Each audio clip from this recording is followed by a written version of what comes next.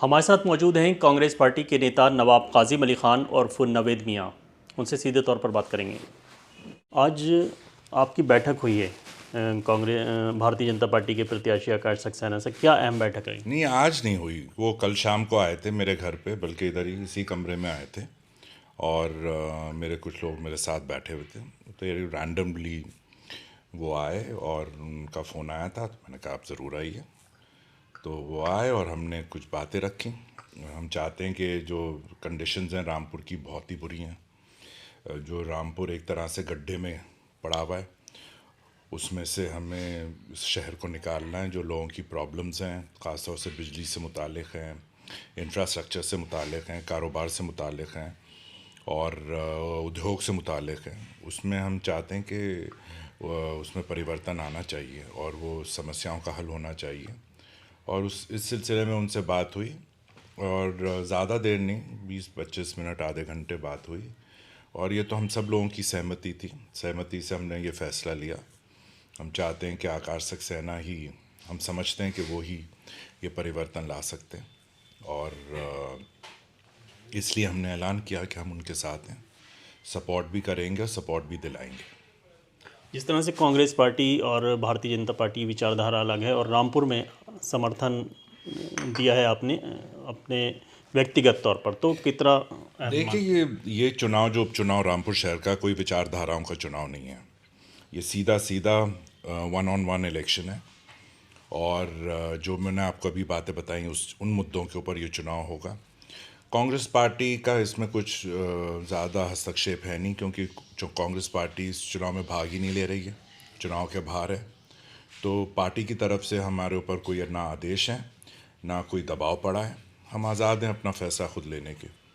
4-5 महीने पहले जब लोकसभा का उपचुनाव हुआ था, उस वक्त भी कांग्रेस पार्टी चुनाव में भाग नहीं ले रही थी। ना उनके कोई आदेश ना निर्देश थे और हम लोगों ने खुद ही आज़ाद फ़ैसला लिया।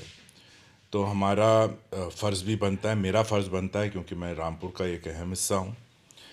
मैं ही नहीं, यहाँ जो भी यहाँ के नागरिक है, सब इस शहर का बहुत अहम हिस्सा है। तो हमारा फ़र्ज़ बनता है कि हम अपने शहर के लिए, अपनी तरक्की के लिए, अपने फ़ायदे के लिए, जिससे लोगों को वो आगे बढ़ें या इजाफ़ा आए, उनकी ज़िंदगी की परेशानियाँ दूर हों, उसमें हमारा फ़र्ज़ बनता है कि हम सही फ़ैसला लें। और ये फ़ैसला इसलिए हमने लिया है। रामपुर के अहम मुद्दे क्या हैं आपके? अहम मुद्दे मैंने आपको अभी बताए। यही ज़्यादातर तो उद्योग, कारोबार और इंफ्रास्ट्रक्चर जो है, सड़कों का हाल, बिजली की समस्याएं और कई समस्याएं जो इंफ्रास्ट्रक्चर से मुतालिक हैं, उनको लेकर है। तो क्या आपको लगता है कि अगर आकाश सक्सेना जीतते हैं तो वो समस्याएं दूर होंगी? बिल्कुल समाधान उनका होगा। वो लगता नहीं है, मुझे पूरा विश्वास है, मुझे पूरा यकीन है कि वो होगा। आज़म खान को 3 वर्ष की सज़ा के बाद ये विधायकी रद्द हुई और उनका वोटर लिस्ट से भी नाम काटा गया, उस पूरे प्रकरण को किस तरह से देखते हैं आप? नहीं, वो तो नियम है, जो कानून का, संविधान का नियम है और जो हमारा कानून है उसके हिसाब से हुआ है। उन्हें कोई सिंगल आउट करके तो किया नहीं गया है।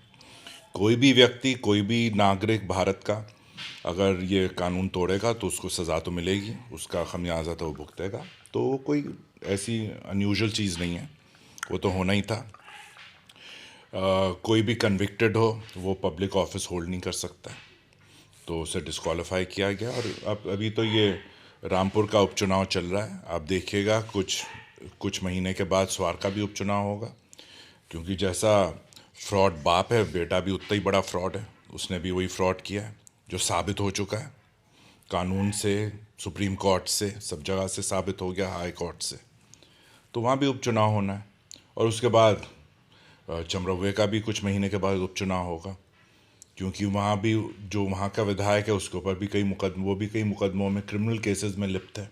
उसमें किसी भी एक मुकदमे में सज़ा होगी, वो भी हटेगा, वहाँ भी उपचुनाव होगा। तो ये तो रामपुर का बदनसीबी है कि जब से 2022 शुरू हुआ है तब से यहाँ चुनाव ही हो रहे हैं और 24 तक चुनाव होते रहेंगे। तो ना ये एक तरह से टैक्स पेयर का जो पैसा है, जो हमारा पब्लिक पैसा है, उसकी बर्बादी है।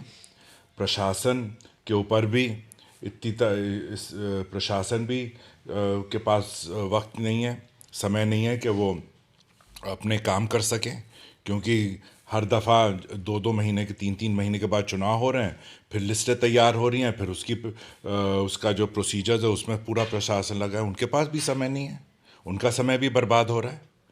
तो हर तरीके से बर्बादी है ये उपचुनाव की।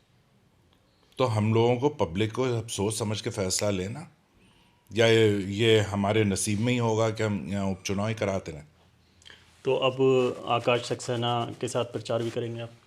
अब उनके साथ मैं करूँगा, कैसे करूँगा, ये तो अभी कल ही बात हुई है, और ये तो हम अभी निर्णय लेंगे कि किस तरीके से काम करना है, क्योंकि मैं अभी भी कांग्रेस पार्टी का एक मेंबर हूँ अभी तक। तो किसी तरीके से उनके मंच पे तो मैं जाऊँगा नहीं, लेकिन हाँ, पब्लिक को मैं मोबिलाइज़ करूँगा कि उन्हें सपोर्ट करे और पूरी तरह से उनका साथ दे, और यहाँ चेंज लाए, परिवर्तन लाए, तब्दीली लाए। समाजवादी पार्टी के जो प्रत्याशी हैं आसिम राजा, और क्या उनके ऊपर भी मुकदमा लगा? वो तो अभी जेल से निकल के आया है। आप ये बताइए, आज़म का परिवार या उनके संबंधित लोग जो हैं, चाहे प्रत्याशी हो या हो, सब मुकदमा, सब उसमें जुर्मों में लिप्त हैं, अपराधों में लिप्त हैं।